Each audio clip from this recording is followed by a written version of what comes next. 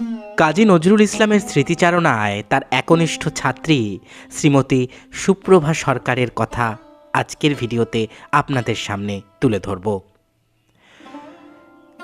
তার প্রিয় কাজীদা সম্পর্কে বিখ্যাত সঙ্গীত শিল্পী সুপ্রভা সরকার জানিয়েছিলেন, কাজীদার সম্পর্কে কি বলবো, সে কি আজকের কথা? বোধহয় সময়টা 1929 সাল হবে। আমার তখন বয়স বছর 12-13 হবে। তখন ফিল্মের আর্ট ডিরেক্টর ছিলেন সৌরেন সেন। তিনি আমায় খুব ভালোবাসতেন, কী কারণে ঠিক জানি না, সব স্পষ্ট মনে নেই এখন। হঠাৎ উনি একদিন টালিগঞ্জের 2 নম্বর স্টুডিওতে নিয়ে চললেন। সাপুরে ছবির কাজ চলছে তখন। স্টুডিওতে ঢুকে দেখি ঘাসের ওপর মুখ নিচু করে এক ভদ্রলোক কী সব করছেন। আমাদের ঢুকতে দেখে ঘাড় ফিরিয়ে চেয়ে দেখলেন একবার, আবার মাথা নিচু করে কাজ করতে লাগলেন। ভদ্রলোকের চোখ দেখে কেমন ভয় হয়ে গেল। সৌরেনবাবুকে জিজ্ঞেস করলাম, উনি কে? উত্তরে বললেন, এক ঝাঁক ভীমরুল, কাজী নজরুল। বাড়ি এসে মাকে বললাম, মা আজ একজন লোককে দেখলাম, এই বড় বড় চোখ, তাকালে কেমন ভয় করে। ওনার নাম এক ঝাঁক ভীমরুল কাজী নজরুল। শুনেই তো মা হেসেই খুন। ওই রকম আর কখনো বলো না। ওনার নাম নজরুল ইসলাম, বিরাট মাপের লোক। কবিকে সেই আমার প্রথম দেখা। ব্যাপারটা আমার আজও বেশ মনে আছে। তারপর থেকেই তার সঙ্গে যোগাযোগ। বিচিত্র চরিত্রের মানুষ ছিলেন কাজীদা, খুব রসিক ছিলেন। রসিকতার ঢংটাও ছিল ভীষণ মধুর। একটা ঘটনা বলি। স্টুডিওতে একটা গানের রিহার্সাল হচ্ছে। গানটার একটা জায়গা কিছুতেই আমার ঠিক আসছে না। গানটার কথা হচ্ছে, শ্রান্ত পাখির ক্লান্ত পক্ষ সম কণ্ঠ আমার সহসা থামিতে চায়। শৈলেন রায়ের লেখা এই গানটা কিছুতেই ঠিকমতো গলায় আসছে না। তাই দেখে অনুপম ঘটক অর্থাৎ সুরকার অনুপম দা বলে উঠলেন, আমরা গাছে ল্যাংড়া হয় না। আর ঠিক সেই সময় স্টুডিওর দরজা ঠেলে কাজীদা ঢুকলেন। কথাটা তার কানে গেল। সঙ্গে সঙ্গে উনি জবাব দিলেন, আমরা বাদর থেকেই তো মানুষ। বলেই আমার কাছে এসে পিঠে হাত রেখে বললেন, বুড়ি বাদাম খাও। বলে এক ঠোঙা বাদাম আমার দিকে এগিয়ে দিলেন। বাদামটা ভালোবাসতাম বলে উনি রোজই আমার জন্য বাদাম কিনে আনতেন। বলতেন, তোর খিদে পেয়েছে তাই না? আমি বললাম, না না, আমি খেয়ে এসেছি। না না, তোর খুব খিদে পেয়েছে, খাবার আনাই? বলে একগাদা সিঙ্গারা মিষ্টি আনালেন। পরে ব্যাপারটা বুঝেছিলাম। অনুপমদার কথায় আমি মনে হয়তো কোনো আঘাত পেয়েছি, এই ভেবে কাজী নজরুল ইসলাম নানাভাবে আমাকে ভুলোবার চেষ্টা করেছিলেন। যদিও সে বয়সটা তখন আমার নেহাতি কাঁচা, ওসব কথার মানে বোঝার ক্ষমতাই ছিল না। কাজীদার মতো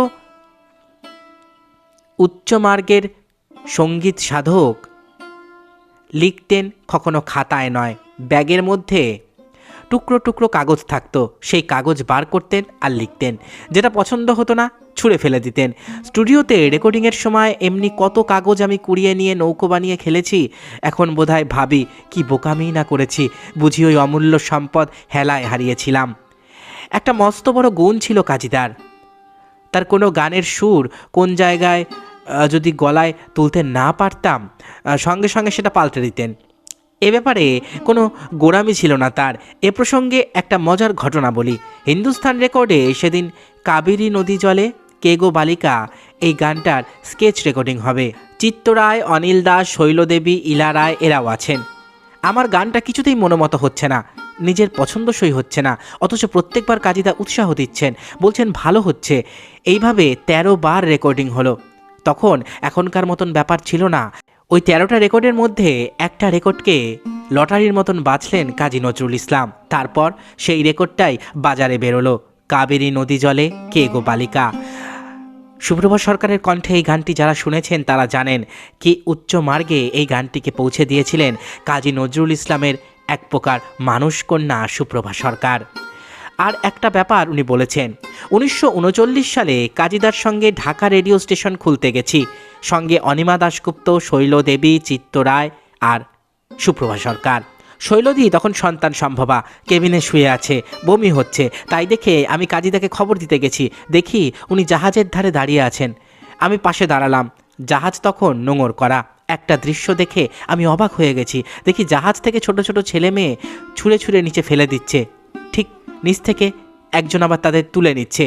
তাই দেখে বিস্ময়ে কাজীদার দিকে চোখ ফেরাতেই কাজীদা বললেন, দেখেছো কি এরা বাংলাদেশের মেয়ে বলেই পকেট থেকে এক টুকরো কাগজ বের করে লিখলেন, পূরব দেশের পুরো নারী। এইভাবেই উনি গান রচনা করেছেন। লেখার ব্যাপারে স্থানকাল পাত্র বিবেচনা করতেন না, মুড এলেই গান লিখতেন নজরুল ইসলাম। জাত বিচারের ব্যাপারে ওর দৃষ্টিভঙ্গি ছিল খুবই পরিষ্কার। একটা ঘটনাতে সেটা বোঝা যায়। পূর্ববঙ্গে একটা জায়গায় আমরা একসঙ্গে খেতে বসেছি। আয়োজন দেখে গোড়া থেকেই আমার ঠিক ভালো লাগেনি। কাজীদাকে বললাম, এই খাবার আমার ঠিক পছন্দ হচ্ছে না।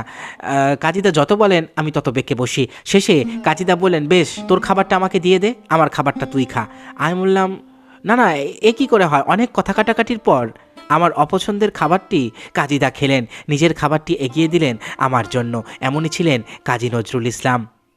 এক একদিন সকাল থেকে সন্ধে পর্যন্ত কাজীদা আমাদের সঙ্গে থাকতেন, কিন্তু সারাদিন কিছু খেতেন না, কেবল গান আর চায়ের পর চা আর পান। আমরা কাজীদাকে কোনো দিন সেভাবে কিছু খেতে দেখিনি। এটাই খুব আশ্চর্যের। খুব হাসতেন, খিদেও পেত নাকি। সে হাসি তার বড় দিল খোলা, একেবারে অট্টহাস্য। হাসির দাপটে ঘর যেন কেঁপে উঠত, আর সঙ্গে সঙ্গে মুখের পান ছিটকে পড়ত চারিদিকে। আমি পান খেতাম না, উনি বলতেন, পান খা, পান খেলে গলা ভালো থাকে।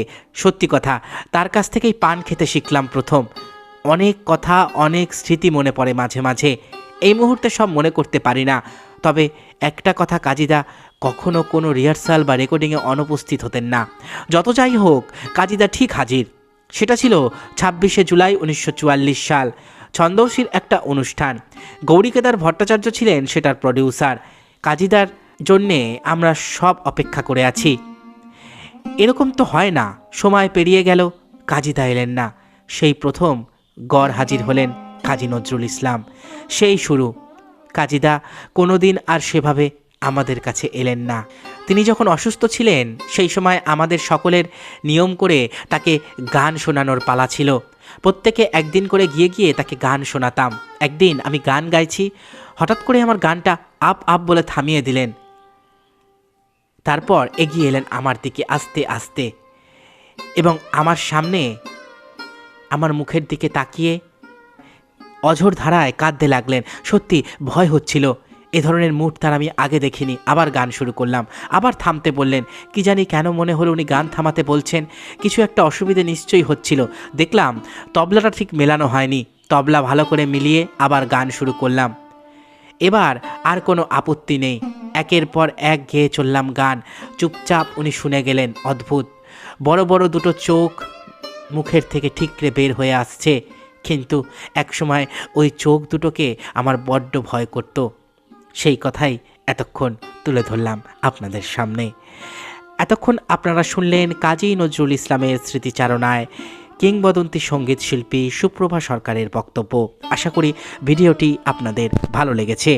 আমার চ্যানেলের ভিডিওগুলো যদি আপনাদের ভালো লাগে, তাহলে অবশ্যই চ্যানেলটি সাবস্ক্রাইব করুন, পাশে থাকা বেল আইকনটি ক্লিক করে দিন, যাতে পরবর্তী ভিডিও নোটিফিকেশান খুব তাড়াতাড়ি আপনাদের কাছে পৌঁছে যায়। আজকের মতো এখানেই শেষ করছি। ভালো থাকবেন সবাই। নমস্কার।